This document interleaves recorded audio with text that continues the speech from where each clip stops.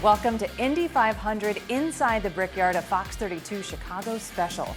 The 109th running of the Indy 500 is already a sellout and will make history this weekend in the Hoosier State. But before the action, we wanted to take you behind the scenes. We'll meet our local driver, David Malukas, car 4, a nice guy, big dreams, lots of talent.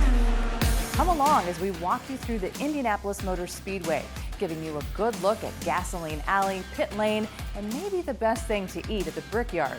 And finally, I go on a ride of a lifetime as I hop in a pace car for a trip around the track. Our top speed, 149, I think. First up, let's meet our local driver.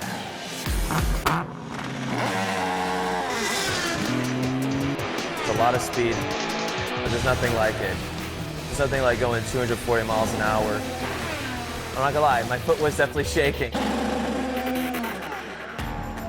From the bricks and hardware to the garages and Gasoline Alley, only one of 33 drivers in this year's greatest spectacle in racing calls Chicago home. I think it's the perfect city when it comes to everything. It's big, but not too big, and it's lively, it's got good energy, and you have all the different districts, it all matches so well. 23-year-old David Malukas started watching his now peers when he was only 6. I remember actually, a few of the guys here, Dixon, Power, I grew up watching them, and I was pretending to ride on my scooter inside the house, going side by side with them, and now I'm actually doing it in real life. He started with go-karts, and quickly his hobby turned professional. It all happened so fast. First time I got into an open wheel car, I was 15, 16 years old, so at that time it was still, I didn't even finish puberty yet. My voice was still going up and down and putting the Hot Wheels away, and now I'm in an open wheel car going 180. And now, on Sunday, he'll go more than 230 miles an hour in the 109th running of the Indy 500. His biggest supporters, his parents. I think if you want to have a good show, just watch them watching the race. That's the best time that you're going to have. Every single race, it's just very, very stressful for me as a mom. Because David, he's the youngest of 4. He was growing up with the 3 older sisters. He's my baby. Yes, he's my baby, and it's only one boy, so that is very stressful. Racing doesn't come without risk, but technology's come a long way since the first Indy 500 in 1911. Head to toe, what is? So we're all fireproof. So I think the fireproof gear gives us around 14 seconds of being, in a fire. So, which is a lot of time. It sounds like it's not a lot, but when you're on fire, 14 seconds, you're gonna be out of there. I'm gonna tell you that much. How hot is that thing? Yeah, it's very hot. That's the downside to safety. But there's a lot of things that we have in the car. We have a plug-in for a cool suit. We have an air tube that comes into our helmets. You plug it in and it just runs cold water through your body. Can I have one of those?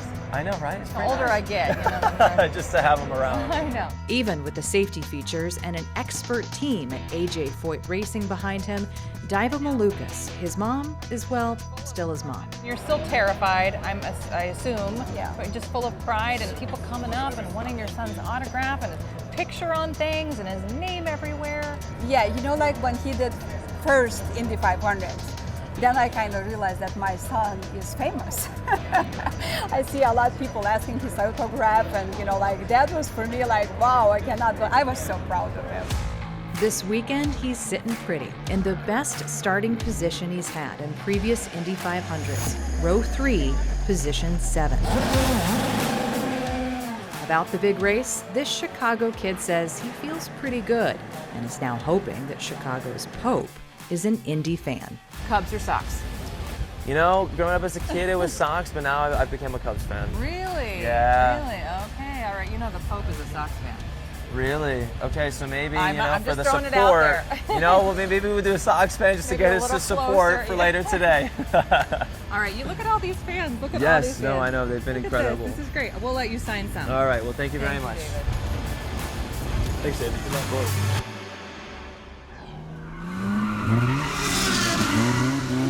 You've never been to the Indy 500, you've never been to the Indianapolis Motor Speedway. We want to give you an inside look of what it's like going inside. Come along. That was a little bit of a hike. Now we're in Pagoda Plaza. I want to take you over to the bricks, though. These bricks date back to 1909. A lot of people, look, they stand, they take pictures next to them. These date back a very, from from 1909. They're super old, and they actually stretch. This kind of 3-foot section stretches all the way onto the racetrack.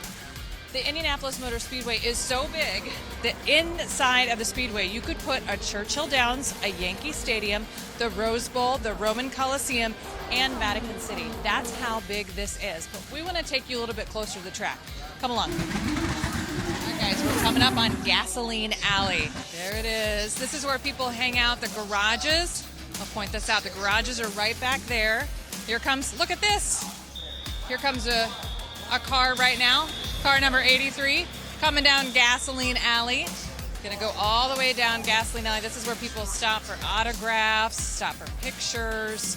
The drivers are so great. They normally accommodate. No driver here. The driver might already be out there or coming after. So right down Gasoline Alley all the way down to the track. So now we're in the garages. This is where all the technicians, the engineers, we're actually following a car back to its garage, which is right up here. Take a look at this over here, car number 4. This is where David Malukas, we've spent some time with him. He's our local guy from the suburbs of Chicago. This car just got off the track, just got done racing from the garages. Now we got to see the track. Let's go see the track. It's getting louder. All right, we're in pit lane right now. This is pit lane. You see all of these different stands. This is car number 28. All these, this is where all the cars hang out right on the track. The track is right beyond where all those guys are standing, right over there, where the cars come in, get worked on, and we've got car after car after car. So this is pit lane. You can smell the gasoline, you can smell the fumes. This is where all the action happens. That was a lot of walking. I think we deserve a little treat. Let's go get something. We got them. Classic Indiana dish is this. A giant pork tenderloin, a breaded pork tenderloin. This is your treat. What do I fold it? We're gonna fold it. No, I can't fold it. I can't fold it. All that walking, this is what you deserve at the end of a day at the Indy 500.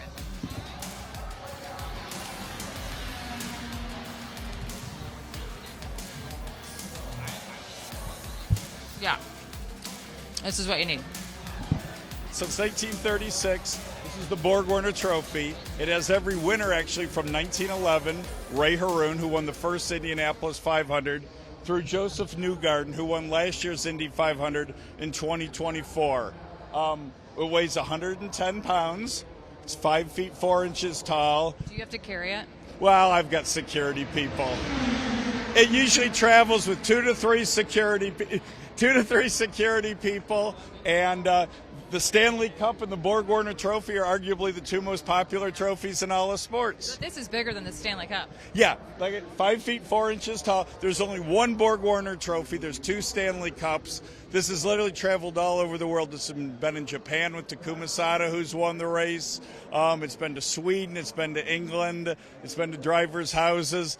It's just one of the most iconic trophies. And each year following the race, whoever the winner is, there's a sculptor by the name of Will Behrens out of North Carolina. He sculpts the face in sterling silver. He comes here the day after the race? Yeah. He'll be here. They take headshots of the driver. All the winners from 1911 to 1986, Bobby Rahal, are on the top of this. Then every winner from 1987 through the current past winner, Joseph Newgarden, is on the bottom. And then your next question is going to be, Steve, when do they run out of space? Yeah, they keep adding to it. That is correct. Yeah. They'll run out of spaces in 2034, and starting in 2035, it's like a wedding cake, and they'll put another base on the bottom and build up from the bottom. It's definitely been to Wrigley Field because we've had some IndyCar drivers and past winners throughout the first pitch, and it's been on the field there before. It's also been to a fraternity house. In the 50s, it was kept in a fraternity house, Butler University, about 10 miles from here. It was a big, scrappy guy, Jack McKenzie. He was on the basketball team. And before this base, he would literally carry the trophy around the track, and he would be the security, if you will. And he got home one night from a date, and he lived in the fraternity house, and he always would check under his bed, the burlap bag that it was in, there was no trophy. And he heard noise in the basement of the fraternity house, and the fraternity brothers were all the top actually comes off, and they're all drinking beer. Drink beer out of it. Beer out of it. Have you ever done that? Not that I remember. Indy 500 winners are allowed to touch it. Indy 500 within reason. It's not like the Stanley Cup. But yeah, have fun with it. It's So my last question, how did you end up with this job? right place, right time. Let's put it this way. Were you in that fraternity room? No, I'm not that old. No, in third grade, I came to my first Indy 500, and my mother got upset with me that I memorized the starting lineup instead of my spelling list. If she were alive today, she'd be proud of me. So that's how it all You done evolved. good, Steve. Thank you very You done much. good.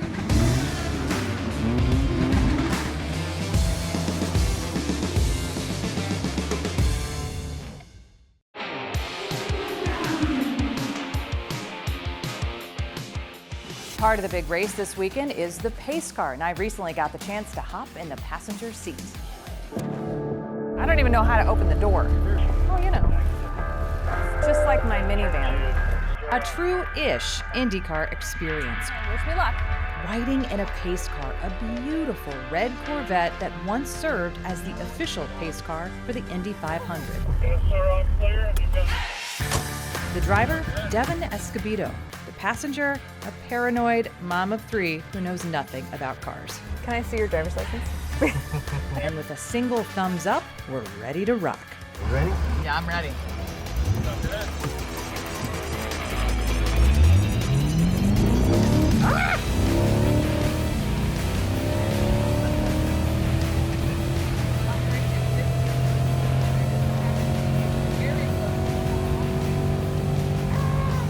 One lap down and crossing the bricks at 146 miles per hour. Then one more lap to slow down, although I'm pretty sure soon after turn 1 and turn 2 on the backstretch, we hit 149 miles per hour.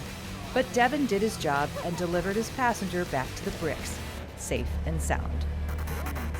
That was cool. That was pretty cool.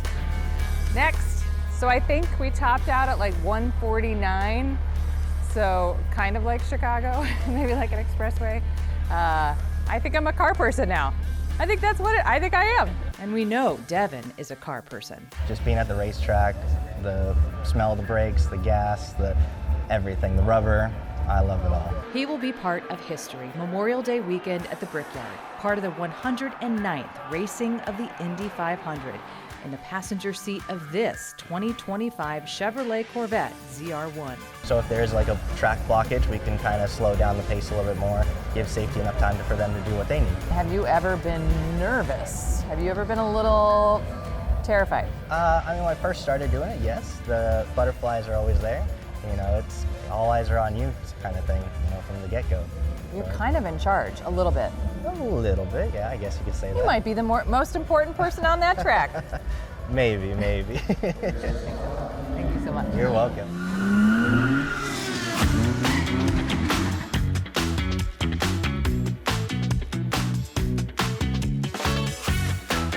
Okay, so a big part of the Indy 500, these drivers, they're like celebrities, clearly. So what do? We hang out in certain spots. They try to get the autographs. There's people here kind of lined up waiting. The cars come through this area. The drivers will stop Thank you. and give their little John Hancock. And they're doing it all the time. Here's the trick.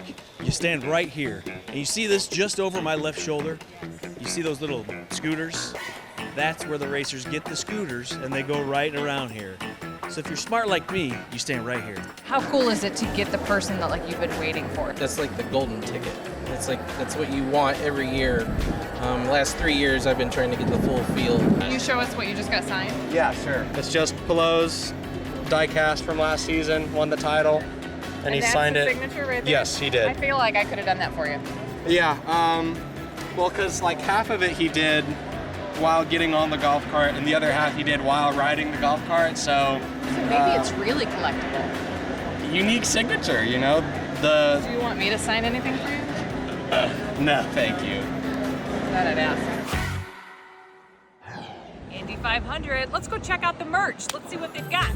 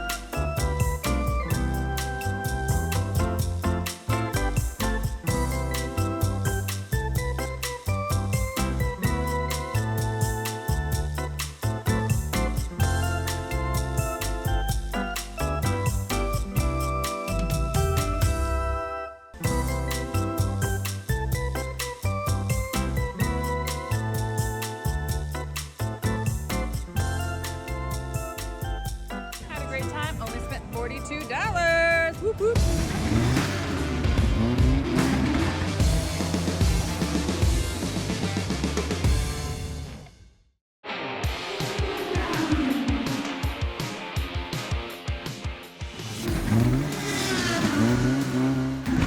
Indy 500 fans are in for a real special treat.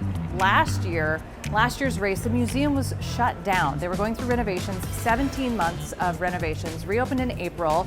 We're in a very cool room right now. Kara, my new friend, you're going to tell us where we are, what this room's all about. Yes, we are in the Winners Gallery here at the Indianapolis Motor Speedway Museum, and we actually have the largest collection of winning Indianapolis 500 cars. So large that we actually have 2 of these galleries in our building. 2 levels. 2 levels of it. But all of the cars that you see here today are winning cars through the years. And so the car over here with the yellow car right here, this is the very first winner. This is from 1911. It's the Marvin Wasp. So that was the very first winner of the very first Indianapolis 500. How fast did it go? You know, they go about between 60 and 70 miles an hour. Ooh. They were closer to a passenger car than they were the race cars that we see today. But one of everybody's favorite fun facts is actually at the top of the car, you'll see fashioned a rear view mirror. And that is believed to be one of the first instances of a rear view mirror on a car. And we have those in our car today. Wow, yes. So they were watching their competitors. Yeah, that's for really? Safety reasons. How many cars do you have? We have over 150 cars, and we have close to 40 winning cars in our collection. So some of the cars that you're seeing throughout here are from the 60s, the 70s, 80s. One of our most recent acquisitions is actually this red car over here. This is a beaut. Yes. It's a beaut, Clark. So this is a 2008 Chip Ganassi. Scott Dixon actually won the Indianapolis 500 in this. He's actually racing again this year, so he's trying to get a second one.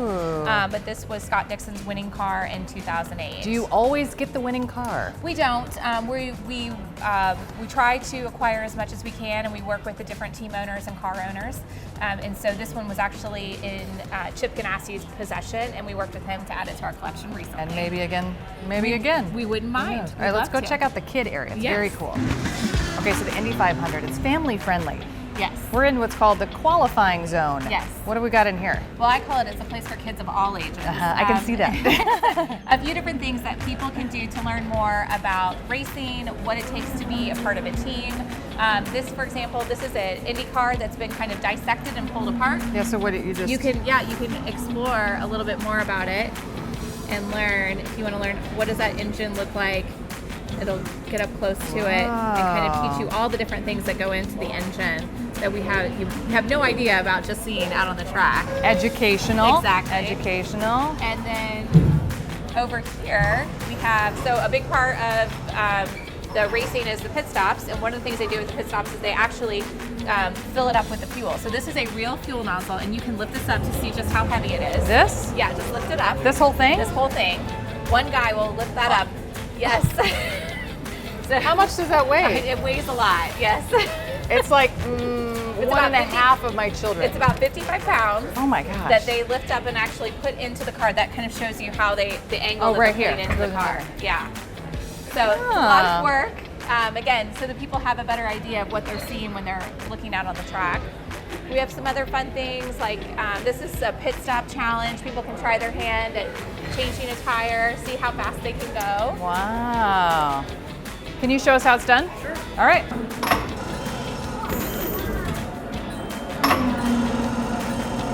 Nailed it. Here's my shot. Put me in, coach. Where do I go? Do I go real fast? Oh my God. This is terrifying. Let's go fast. Let's go fast. Oh my gosh. I'm not driving my minivan, am I? Oh, that's where you're supposed to kiss the wall. Talk about white knuckle driving. How'd I do? You did great.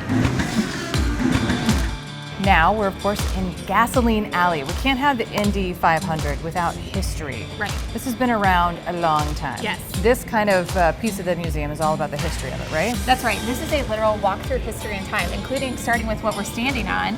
So the very first surface of the track was actually crushed rock and tar. Oh, like this? Yes, right here. Okay. And then it changed into bricks. Everybody was familiar with how it used to be a full brick track. Okay. Now it's just the Brickyard. And then it eventually changed into the asphalt that you see today. Sure. And then when it first opened, the garages looked like this first one right here. They were wooden garages. Like a with stable. Yes, with this green color. And then as you look down here, you can see that the garages kind of changed through time to be representative of what they are today. So guests are able to walk through here, really kind of experience the history, the evolution, how the cars looked, how the cars changed, how the technology changed. And then on the opposite side, we have artifacts from our collection that are representative of those same eras. So you're even able to see like, oh, what did the driver's suits look like? What are the helmets? When you look at some of these helmets, I was gonna say, this one's a little fancy. Yes. That's a little fancy. I don't know. So we've got some of those helmets, which, you know, just are very different than what people find Because out there they didn't have face masks, No, they didn't right? have face masks, their faces were exposed. And they weren't the just amazing pieces of safety equipment that they are today that you see out at the track. I mean, today, if a driver has an unfortunate accident, a lot of times they're able to hop out thanks to the safety and innovations that have happened here at the Speedway. So we have a lot of things here. This is actually Janet Guthrie, who was the first woman to participate in the Indianapolis 500. This was the car that she drove. Wow. And that was in 1978. So again, if you came back, flash back in time, 1978, and walked into her garage, this is what it would look like. This is exactly what it would Yeah. look like. And I'm still not seeing a ton of, technology Right, yet in the it garages. hasn't really advanced quite yet. I was over at the garages and I was talking to somebody and he said, well, I'm the engineer. I mean, I'm sure there were types of Yes. engineers back then, but now, I mean, it's just so It's technology really, based. it's data, it's technology, it's engineering based.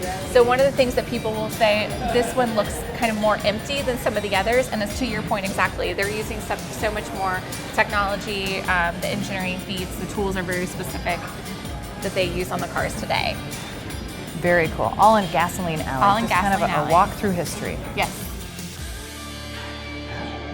And be sure to tune in to the 109th running of the Indy 500 right here on Fox 32 Chicago. Thanks for watching.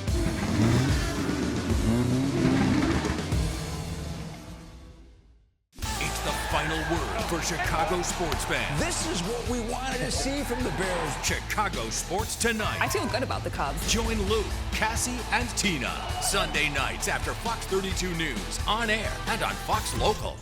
From small town Idaho to the Bears spotlight, see what shaped Bears rookie Colston Loveland. A Fox 32 Sports exclusive from writer Rick Tellender. Read it now at fox32chicago.com/Tellender.